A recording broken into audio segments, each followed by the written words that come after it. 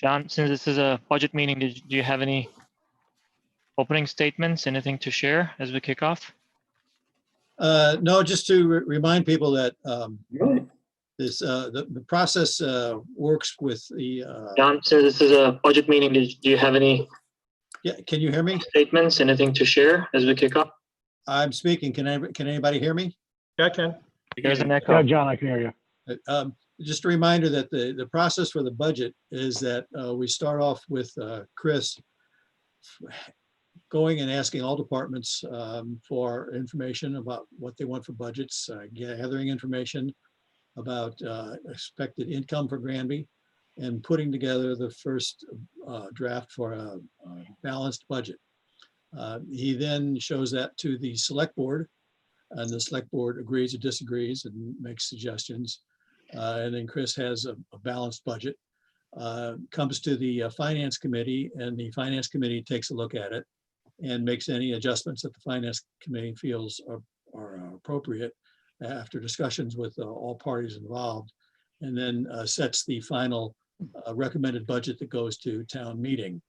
I believe the situation that we're in right now is that there is no balanced budget there is no balanced budget that's been presented to the finance committee since the state of emergency was declared by the governor.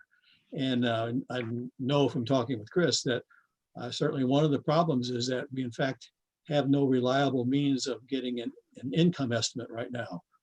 He's been working and keeping in touch with many people. I believe the situation that we're in right now is that there is no balanced budget there is no balanced budget that's been presented to the finance committee since the state of emergency was declared by the governor. And is everybody hearing this? I'm hearing a lag. I'm going to say I'm hearing myself a few seconds It's after. a difficult topic. It takes a couple of iterations. That was my Okay. fault, sorry. That was a good one, Emery. Yeah, I think we're hearing it twice. We hear it the first time and then, Yeah, that was my fault. Forgot to mute myself when I was setting up the live stream. My bad. well, thanks, Alex. That's great. Now I might take back those nice things. If only we were able to get a second go around from the state on some budget information, we'd be all much happier. But at any rate, so we're in this situation right now where things are still a little difficult to assess because we don't really have completely adequate information. But we're proceeding as best we can, I think, on all parties, including the departments of the town and the school department. So we really don't have any more information to move with anything right now, is what you're saying. Not that I have heard. Did Chris bring up anything new at the select board meeting tonight? But we still haven't really heard anything other than that expect about a 20% reduction in income from the state. And the supposition there is that in past years, when there had been some reductions, it's been virtually impossible politically for the state legislature to take the retire state reduction out of the general government side. They've always had to take something out of the school side too. So it's a real mess right now. But I guess just to make sure that I'm understanding this. So there is really nothing more that can be shared tonight for us to really have the usual budget conversation that we have. And what we know at this point in time is that we're going to look at this current fiscal year's budget and 1/12 of that going forward. Is that correct?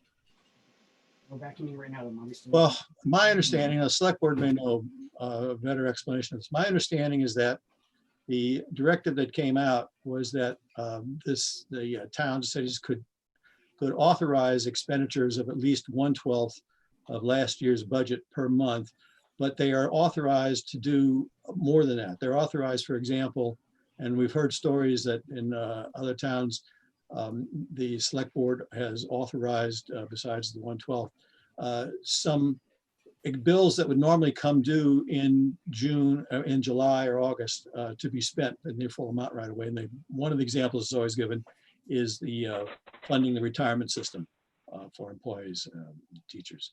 So it is, again, it's a mixed bag there on exactly what is allowed. But it looks like 1/12 is allowed to go forward. And the select board, I think, has the power to ask the state to do a little more than that for some other kind of circumstances. That's my understanding. Anybody know differently? You're correct, John. That's where we are right now, is with the 1/12 of the budget. We haven't asked the state for any additional amount at this time. Do you, so have you done that for just 1 month, 2 months, 3 months, or like how far out have you looked? Just 1 month. Right now, we're still waiting on the state to find out what the state is gonna give us. That's the question. Mr. Chair. Yes. There is a webinar that's going to be put on by Senator Lesser to discuss with municipal officials proposed state revenues for the FY21 budget. That's going to be on June 18th, and I will be attending that webinar. Okay, good. Thank you.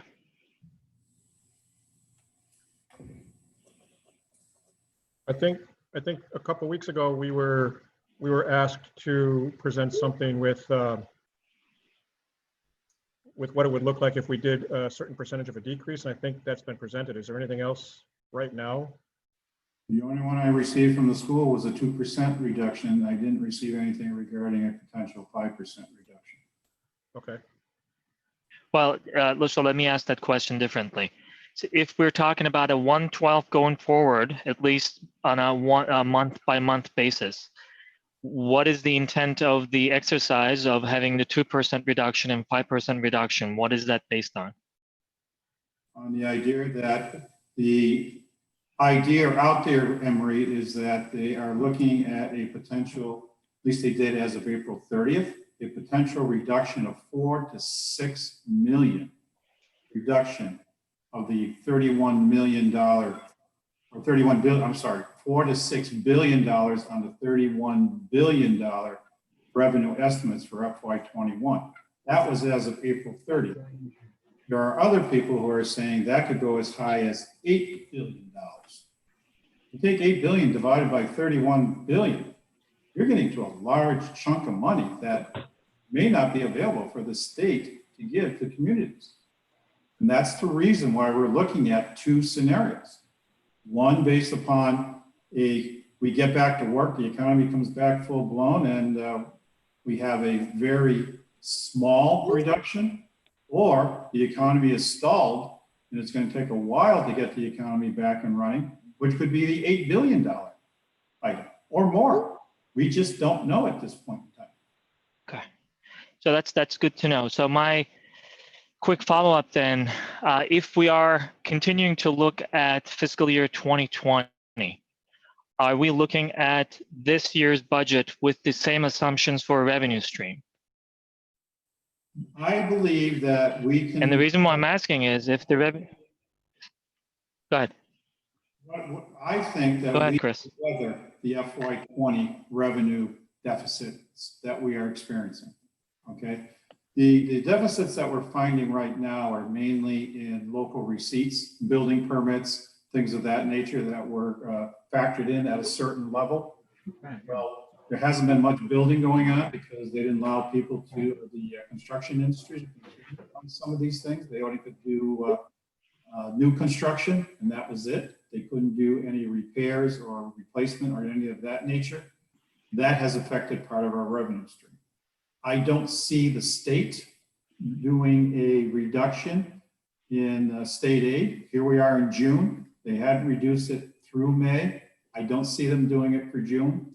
So I think I can weather the FY20 fiscal year without having to worry about a lot of reductions. Okay.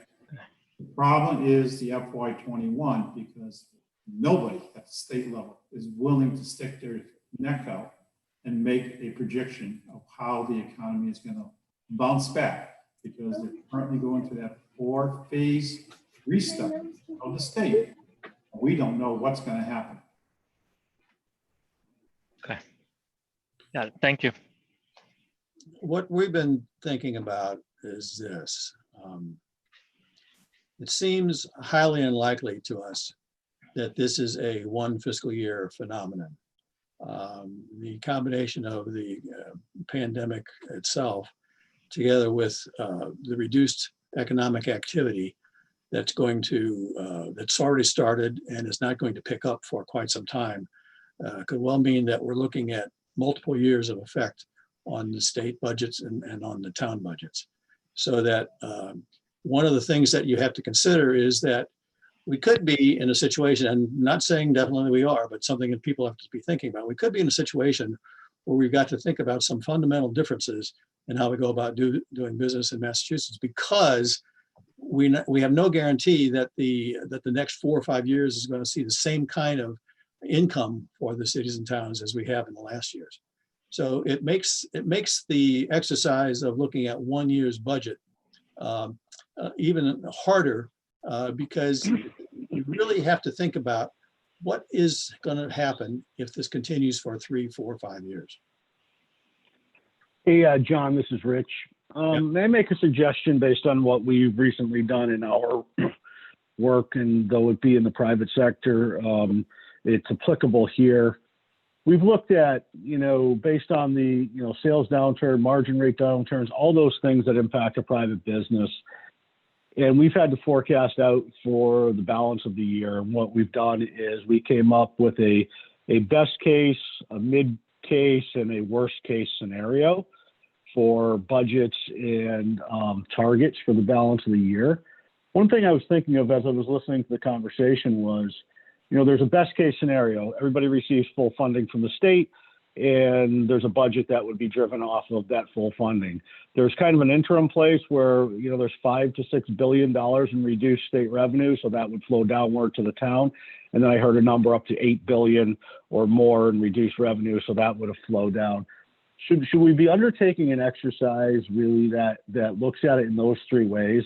We can't say what's going to happen next year or the year after. But what we can do is deal with what we have in front of us over the next, year in terms of forecasting and creating a budget that kind of fits three different scenarios. I think that's a good exercise to go through for the purposes of looking at what the picture of Granby looks like. One of the difficulties with a school budget as opposed to other town budgets is that once a budget is set, if it's not set at the minimum, then it's very difficult to change after we've started the year if you need any kind of downward reduction. Under no circumstances would a school ever get less than what the state specifies as the minimum required for that year. So that portion of it is completely independent of any exercise that you might go through.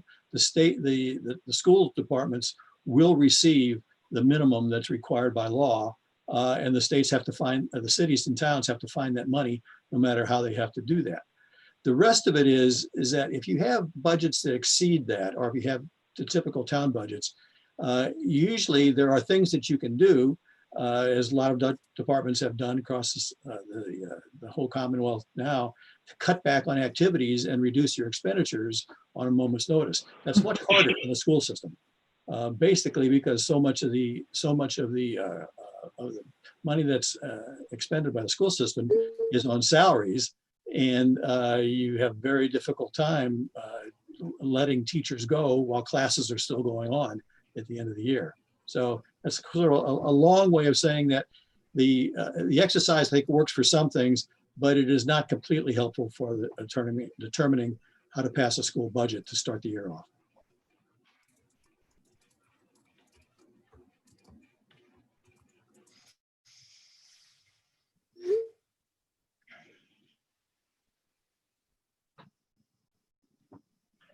Now, it seems to me that with the schools, the same as with the departments in town, we ought to be finding a way to have everybody start the year off on a minimum budget. Assuming, if we have to assume before any word actually comes down, that our income in Granby is going to be cut by this minimum of 15%, which is the statewide 4.5 million roughly out of the 31 million budget, and work from there. Because if something happens that the economy works out better than expected for this year, and there is more income that comes into Granby, we can always adjust budgets upward as we move on. But if departments start off thinking that they have a large amount of money to spend and that doesn't materialize, then there's some real problems that have to get worked out financially for Granby. So John, are you recommending that the school start off at the state minimum for funding? Well, what I'm saying is that right now, we in fact don't know what the state minimum is. We have in the governor's budget what the state minimum required school spending is, but it's pretty much guaranteed. And that's since the state minimum is built upon adding together what they have for state aid plus the other factors that go into that. The state aid is undoubtedly going to get cut. It just does not seem possible that the legislature, for example, if we cut Granby's budget by $1 million, cut Granby's income by $1 million, that they would take the entire million out of the aid to the government, the general government funds, because that wipes it out entirely, makes it zero, and leave the school income alone. That just doesn't seem possible from a political point of view. So that we can be pretty certain that the minimum is probably going to go down for the schools, but we have no idea by what.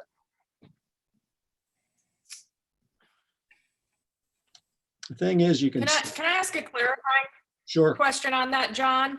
When you say the minimum, are you combining the minimum of Chapter 70 plus net school spending? Or are you saying that net school spending is going to be adjusted? Well, my understanding is that Chapter 70 funds are part of the formula for net school spending. Is that correct? Okay. All right. I just wanted to clarify. Yeah. I don't have as much of a heart attack. Yeah, no, I have no, I was hoping maybe the schools would have heard something from any sources you have about the non-state finance portion of the budget, but Finance Committee hasn't heard anything. We don't normally go digging into things like that. We're just looking particularly from the point of view of thinking about it from the state's point of view, what they're going to be able to do to hand out money to the cities and towns, and where they're going to take the deficits from. You know, it's a mystery, but there are some parameters which have worked in the past. So based on what Chris said, it seems that soon we may get at least some estimate if what Senator Lesser is going to be sharing is based on some work that is being done on the state side. Because it doesn't really make any sense that we would go for a long time without really having at least some assumptions underlying the budget. Because we know that there will be some economic impact. We just have to make those assumptions based on what we're seeing and what we're projecting. That's what budgeting is about anyway. And then go with that. If the state is waiting for everything to really become certainty or a lot more clear, then we may need to wait a very long time, which is not really helpful. Yeah, I mean, from the way I look at it, if there's any comfort to be taken from the pandemic, and there isn't much, it's that the schools in Massachusetts are in much better shape than all of the other departments and towns, because the schools have that protection offered by the state of saying that the cities and towns must spend a certain amount of money on the school system each year. We don't know what that is right now, but we know that there will be some, and that the schools will be protected that way. That is true, and that's a good point. And there is, in addition to that, there are new requirements that are coming our way because of the adjustments we need to make to the schools. And I'm not sure, it might be just me, but I'm not sure where that additional amount is going to be coming from either. So whether it's going to be included in the net minimum that the state's going to share with each town and city, or is it that, you know, they're going to expect that amount to come from other sources? That's not clear at this point, it seems. I was going to say that. Well, I was just going to say that as part of the budget process, one of my concerns is I'm not sure we know what we may be faced with some additional expenses as far as opening the schools again in the fall. And All departments are gonna be faced with the same thing. Yeah, I get that. All I understand that departments- we're not the only ones that that are looking at that. What I'm saying though is hard to budget for something that we don't know just yet.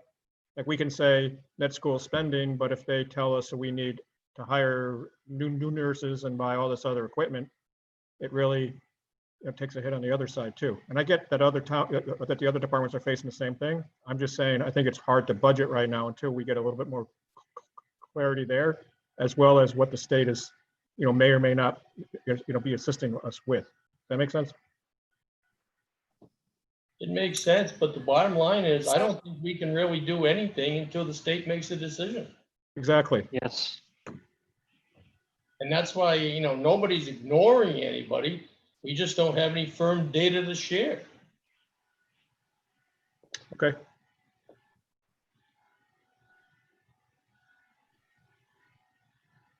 So do we have any next steps, or are we going to wait at least until Chris has the meetings that he mentioned and we have some more clarity? Then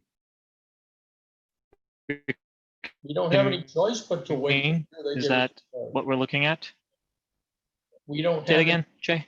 we don't have any choice but to wait until they give us some clarity. That's good. That's exactly what I'm trying to hear, so that we are all on the same page as far as what our next steps are. The select board is looking at 7 departments. The school is looking at 1 department. We don't know what's Well, going to happen. yeah. The highway department loses their chapter 90. What are they going to do? COA loses their amount. What are they going to do? The building inspector's office, all the other offices we have, they're all 7 departments are in the same boat. It's just Right. that the school is the biggest department. So that's And I- all good to know. All I'm trying to clarify is what our next steps are with respect to the conversation we're having right now, so the school budget. So I guess we're going to wait until we hear from the state, right? And We don't then have a choice once, but to wait. Yeah. We don't have a choice. Otherwise, we're just guessing. okay. So I think we're saying the same thing. I think I have my answer. Thank you. Well, hold on for a minute. And it's because of as Jay's comment about we're just guessing. Well, If we have a town meeting, and I'm still not clear on what happens here, and I had a brief discussion with Chris in which we agreed we're going to have to do a little more research and find out, is that in past years, we've had basically 2 sessions of town meeting. First session where we've discussed non-budgetary matters, and the second session in which we discussed the budgetary matters. The town meeting has been postponed to the middle of July, and it could get postponed. Excuse me? that's tentative. And it could get postponed farther. But the question, which I do not know the answer to, maybe Chris has found out more, is that if we have a town meeting in July, I do not know if at that town meeting we would be required to do everything, or whether we can think of a meeting in July as being the first half of a meeting in which the budget comes later. The problem arises if by the middle of July, we have to have a town meeting that includes everything, including the budget. Due to the pressures of what you have to have ready for a printer for a number of weeks before the meeting, we would have to have a guess as to the income to be able to take a guess as to what reasonable budgets might be. And that is not an enviable position for any town or people working on budgets to be in. So I just want to put that out there so people are aware of that the idea of having a town meeting looms large over this discussion. So how would that work? And this is just me thinking or trying to figure out, how would that work with the 1/12 piece, right? Because I thought we were allowed to go 1/12 for not just the 1 month, but for many months, right? Chris, do you know the answer to that? Well, 12 months. Well, no, the thing is DOR is willing for us to have a 1/12 budget, because come July 1, if we don't have an approval from DOR to spend a 1/12 of the FY20 budget, then we would have no authority to spend any money come July 1. That's the idea behind the 112. And DOR is not going to be favorably looking at requests going out 3, 4, or even 5 months out, waiting for the state to do their thing. You know, they've talked of maybe going out through August to allow that to occur, to give the towns ample opportunity to figure out how they're going to meet. But DOR isn't going to say, you go ahead and keep doing 112 until the state does the budget, and then you have to go and have your annual town meeting. That is not the way they're going to work. Okay, so the 112 wasn't as open as I thought it was by reading it. Okay. So what we're looking at really is to come up with a budget sooner than later, and whether we need to look at that. We can't just sit and wait on the state. That's why I'm waiting to see what Senator Lesser has to say at his webinar. You know, give me, you know, I talked to our auditor. What's the rule of thumb? Use 20% reduction as a rule of thumb. That was back in April. Right.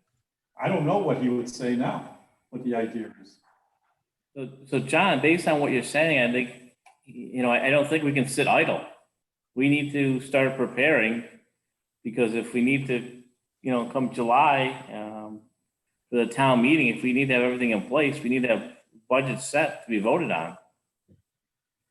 I don't know how we can just sit idle and wait and wait and wait, because at one point, you know, we're going to have to bring this to the town to move forward. And as Chris just said, the 112th may run out in, you know, August. That's not far away at all. I know. I mean, basically it's a terrible pressure to put on the town administrator. But certainly Chris has tried everything he can to get more information, and nobody has it to give. But for him to be able to take that first step of putting together a balanced budget and going through the rest of the process, we're looking at either some really terrific crunches up ahead, or else we're hoping sincerely that the DOR says that they're going to be able to extend the 1/12 budget on a month-to-month basis for a while longer. John, that's why when you and I were speaking, we passed minimal budgets for every department. Yeah. As we find that the state revenues are going to come in over and above what our proposed bare bones budgets will be, we start looking at what was being cut, and we prioritize what to be put back in. Yeah. That's the only way we can turn around and look at this and say, okay, if we get 10% more, what can we afford?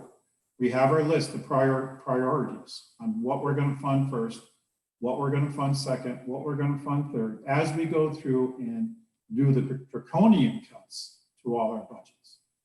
And then as we get more state aid accordingly, we start funding the priority on our list. Number 1, number 2, down through till we get to the bottom. If we only get halfway, we only get halfway. If we get a third of the way, we get a third of the way.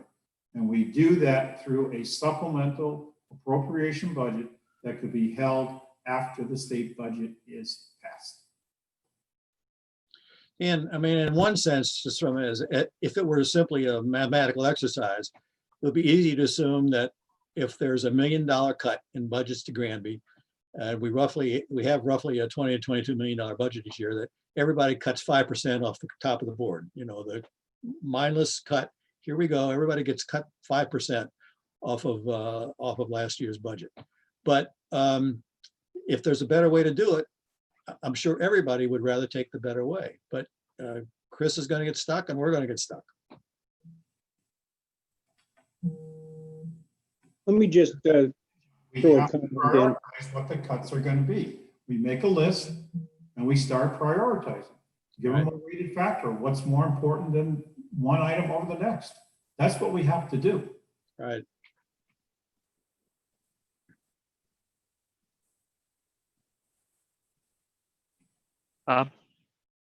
Pardon? Did you have something? Yeah. I want to talk just a second about the 1/12 budget. And I'm far from an expert on it. But what we're really doing is saying, okay, that's the amount of money that can be spent under the plan that's going to get approved by the commissioner. But if you go for 5 months or 6 months on a budget based upon 1/12 of this year's, then you're going to get to a point where you got 6 months left in the fiscal year, and you've got to, and all of a sudden you then realize that you're not going to have anywhere near the kind of revenue that you want. You're going to be in a position where you probably cannot cut your budget enough over those remaining 6 months to end up. Because the real issue is, what is the appropriation? And if you spend too much of it in the first 3 months or 4 months of the year, you've got to make it all up in the within the balance of the year. And that's why I say, Bob, DOR is not going to let this continue on beyond probably 3 months at the most. Because they're going to realize that if we wait 6 months out before we actually pass a budget, then what you are talking about is a reality. Because everybody's going to spend up front so that they get what they want. And then come to the end, they're going to say, well, I can't cut anymore because I can't, there's no way I can't spend any more money. And then we run into the problem, because if you spend too much, and all of a sudden your payroll is starting to become affected, doing layoffs and doing whatever, we end up with collective bargaining agreements, we end up with issues, and we end up in lawsuits with unions. And we have to be very careful. So what would end up happening? The first month, we try and make sure we get most of our stuff spent. The retirement assessment, insurance assessments, workers' comp assessment, all those type of things get done right up front. We know we have to pay unemployment insurance. Those are factored in subsequent months. We look at, and we only get permission to spend what we think is absolutely necessary, okay, in order to get through the next 12-month period or the next 30-day period. That doesn't mean it's going to automatically be 12, 1, 12, 1, 12, 1, 12, 1, 12, because I would justify to the director of accounts who this has to go to and say, we know we can't keep going at 112, because if we go out 4, 5, 6 months, like you said, we're cutting our own throats, period. Yeah, I agree entirely. That was a very good explanation of why the DOR is at this 1 month at a time, and why, I mean, a few months ago, we heard the possibility of 3 months, but that's just a rumor. And I think Bob has given a very good explanation of why, that if anybody is thinking about it at all from the state side, that they can't let it go on too long. But there is possible that it could go another month or two. So, but beyond that, if we overspend mathematically, it just becomes very, very hard, if not impossible, to make cuts. The other side of that coin is that if we do make assumptions too quickly without really having some clarity around what they mean, then we may see ourselves cutting certain services, and certainly on the school side, that we potentially do not have to cut. So to the extent that we can, I think that's where you were going with that, John, earlier, that to the extent that we can allow ourselves some time to gain more clarity around what the state's going to be coming back with, we should do that. That would be going to go forever good. Then that probably tells us that they're not going to want to go for 6 months. No. But let's not just, right? So that's not just make the assumption that within the next 30 days, we're going to have a lot more clarity to be able to lock down our 2021 budget. Because from a school side, for instance, let's just take a look at it. That will, if we are going to have dramatic cuts, that means that we need to really change, the entire personnel, the way we are providing services, the way we're going to be educating the kids, on top of all the requirements that we know that I just mentioned will be coming our way. We don't know what that means for us. So, and it may take a little while to get there, but let's allow ourselves some time to see whether or not the state will be able to clarify its position with respect to certain budgets, and certainly the school budget, as you said, because the state has to make some prioritization too.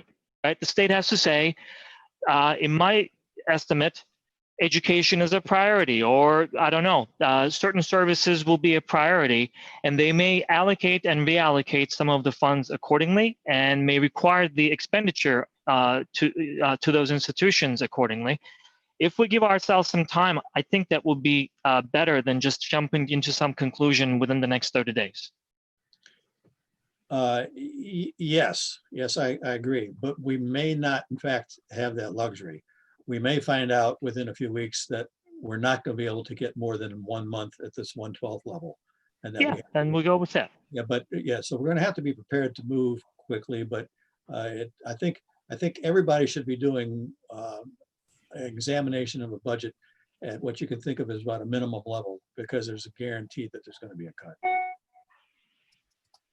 Right, John, you're absolutely right. The cuts are coming, and I think it's just a matter of how much the cuts are. And I know working for a state agency, we've been told that, you know, they're coming, and there's no doubt about that. And they're telling people to be prepared.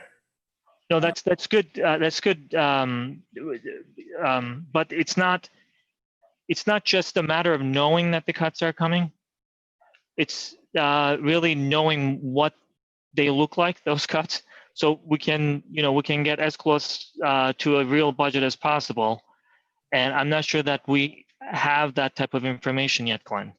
No, I understand what you're saying, Emery, but I think too is that, you know, I think we need to start planning and come up with certain things saying that, you know, as Chris said, maybe it's a 2% cut, maybe a 5% cut, and how that would affect certain areas and certain budgets.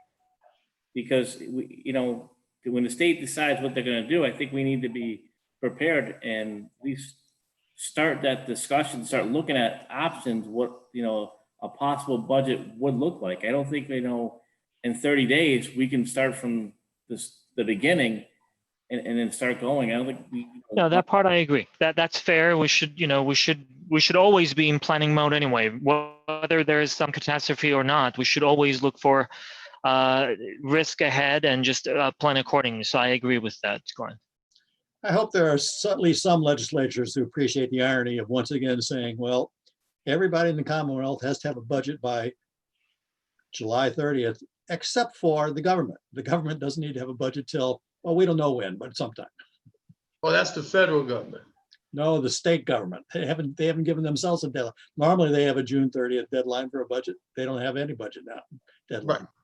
And until the state establishes their budget for FY21, nobody can really write a budget below the state. But we're required to. We're going to be. I know, but.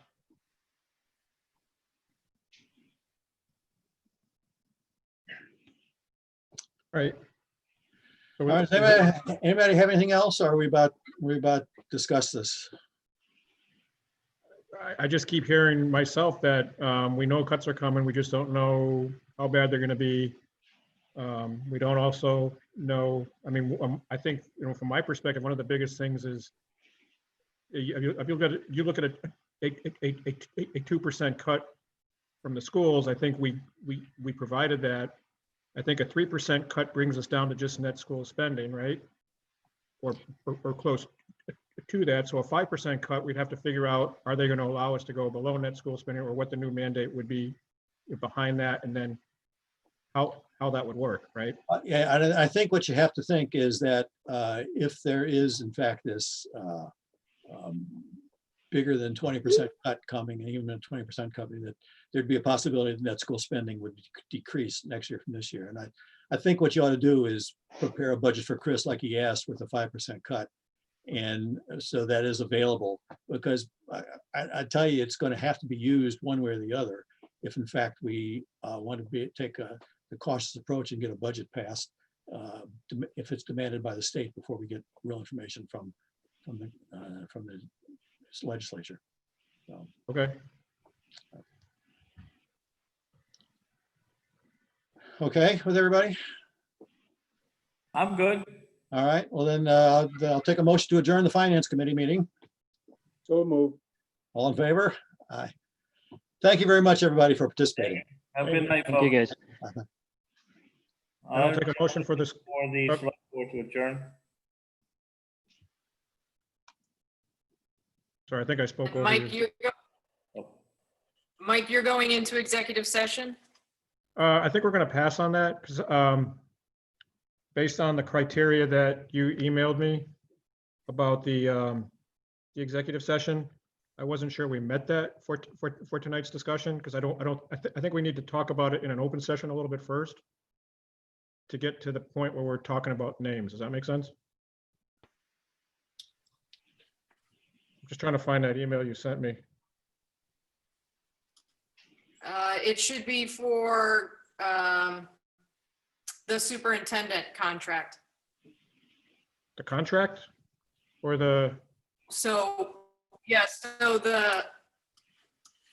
the joint meeting, it is vote into, enter into executive session under Mass General Law, Chapter 38, Section 21, Part A3, to conduct strategy sessions in preparation for negotiations with non-union personnel. The superintendent would be listed there. okay. Well, the select board, we can make a motion to adjourn. Yeah, I did ask for a motion, Jay. I don't know if people heard me or not. No, I didn't hear it, so I was just making one. Okay, so that's a motion. Is there a second? I think Jen's gone. No, Jen's still there. I don't She's there. think. Oh, she is? Oh. I'm just relaxing in the recliner. I mean, I'm just, I'll second your motion, Jay. Jen's throwing her hands up in the air, so that's what that means. I guess you can't talk. Maybe we can leave it that way. Alex apparently likes to mute me. It keeps telling me I can't unmute myself. I will totally second that. All right. How about third it at that point? Are you muted too, Jen? Protection. I second it. So all in favor? Aye. Aye. Have a Thank good- you. Thank you, everyone. Take care. Have a good night, folks. You too. Good night. Bye. The school committee, I mean, I think we have enough to talk about, whether it's in executive session or not. I think we have some things that we need to discuss, no? The thing about the executive session is it's only required, it's only allowed for specific things. But okay, so do I read this motion and then we take a roll call vote, right?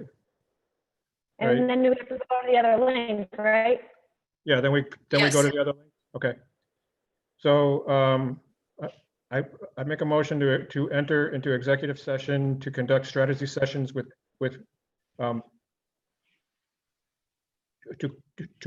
to conduct contract negotiations with non-union personnel, superintendent, and not to reconvene an open session. I'll second. Okay, I gotta get a roll call vote? All right, Mr. Evan, Aye. Mr. Simpson, Aye. Miss Mallett, Aye. Miss Bartels, Aye. and Mr. Petras is not here.